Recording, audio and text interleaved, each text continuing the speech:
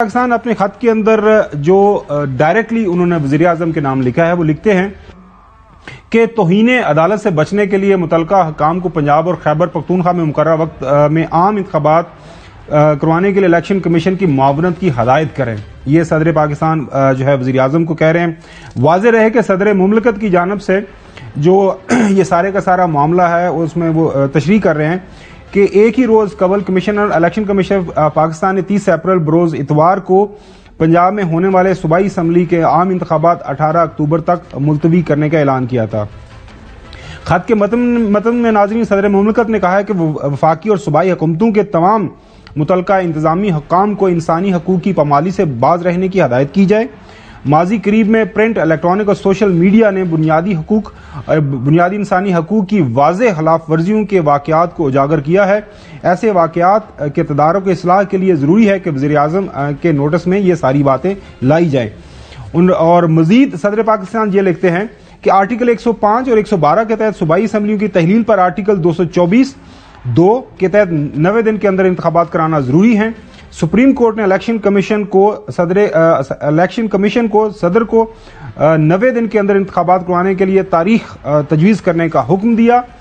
Doctor आरफ अलवी ने कहा कि खैबर पख्तूनख्वा को भी सूबाई असम्बली के लिए टाइम फ्रेम के मुताबिक आम इंतखाबात के इनकाद के लिए जो है तारीख मुकर्रर करने का हुक्म दिया गया था, लेकिन लगता है ये बड़ा अहम पहलू है कि पंजाब और खैबर पख्तूनख्वा में वफाकी और निगरां हुकूमतों ने मुतलका महकमों के सरबराहान को आम इंतखाबात के इनकाद के लिए ज़रूरी ताउन फराहम करने से माजूरी जाहिर करने का कहा। सदर पाकिस्तान ये अलज कर रहे हैं, ये चार्जशीट कर रहे हैं फेडरल गवर्नमेंट और मुतलका दो जो सूबाई हुकूमतें हैं केपी के अंदर और पंजाब के अंदर। सदर पाकिस्तान ये कह रहे हैं कि मुझे ऐसा लग रहा है, बज़ाहिर ऐसा लग रहा है कि आपने जो मोहतरम वज़ीर आज़म साहब वफाक के अंदर और जो मुतलका दो कायम मकाम हुकूमतें हैं सूबाई हुकूमतें, उन्होंने अपने जो मुतलका डिपार्टमेंट्स हैं जिनसे मदद इलेक्शन कमीशन ने चाही, फाइनेंस मिनिस्ट्री फेडरल में, इंटीरियर मिनिस्ट्री फेडरल में, वजारत दफा फेडरल में, और इसी तरह पंजाब के अंदर जो है IG हैं, वहां पे चीफ सेक्रेटरी हैं। बज़ाहिर ऐसा लग रहा है सदर पाकिस्तान ये कह रहे हैं कि मुतलका हुकूमतों ने इन महकमों को ये कह दिया कि आपने इलेक्शन कमीशन को जो मदद दरकार है ये सूबाई सतह के ऊपर इंतखाबात करवाने के हवाले से आपने उनको मना कर दिया। ये बहुत बड़ी चार्जशीट है, ये बहुत बड़ा इल्जाम है सदर पाकिस्तान प्राइम मिनिस्टर शहबाज शरीफ साहब और मुतलका जो सूबाई हुकूमतों के ऊपर ये लगा रहे हैं।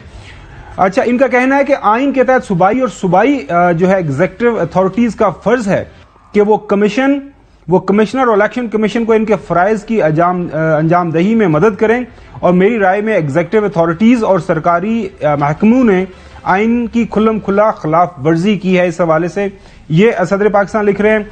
सदर पाकिस्तान ने मजीद कहा है कि इलेक्शन कमीशन ने 30 अप्रैल को पंजाब में आम इंतखाबात के इनेकाद के लिए अपने ऐलान पर अमल नहीं किया। सुप्रीम कोर्ट के हुक्म की खुल्लम खुला खिलाफ वर्जी करते हुए पंजाब और खैबर पख्तूनख्वा की सूबाई असम्बलियों ने आम इंतखाबात के इनेकाद के हवाले से जो 8 अक्टूबर की तारीख का ऐलान कर दिया है। इसके साथ साथ सदर पाकिस्तान ने अपने इस खत के अंदर जो मौजूदा मुल्क के अंदर इस वक्त इंसानी हकूक़ की खिलाफ वर्जी हो रही हैं, पर्चे हो रहे हैं, खास तौर पर सहाफ़ियों का जिक्र किया है कि किस तरह दिन दिहाड़े सहाफ़ियों को उठा लिया जाता है और दहशत गर्दी के पर्चे जो है फाइल कर दिए जाते हैं। कुछ पता नहीं चल रहा मुल्क के किस कोने में पर्चे हो रहे हैं। साथ में वो उन्होंने ये भी जिक्र किया सदर पाकिस्तान ने कि पाकिस्तान के अंदर जो रैंकिंग है हमारी इंटरनेशनल लेवल के ऊपर फ्रीडम ऑफ प्रेस की, वो पहले 140 से गिर के अब वो 157 के करीब पहुंच गई है। एतजाज अहसन साहब हमारे साथ मौजूद हैं क्योंकि उनसे बेहतर कोई हो नहीं सकता। ये जो कानूनी पेचीदगियां हमारे सामने हो गई हैं कानूनी, अब तो जो एतजाज साहब अब तो ये बहुत बड़ा आईनी बहरान पैदा हो गया है, इतने ज्यादा सवालात पैदा हो गए हैं कि अब कुछ समझ नहीं आ रहा कि कौन क्या करेगा।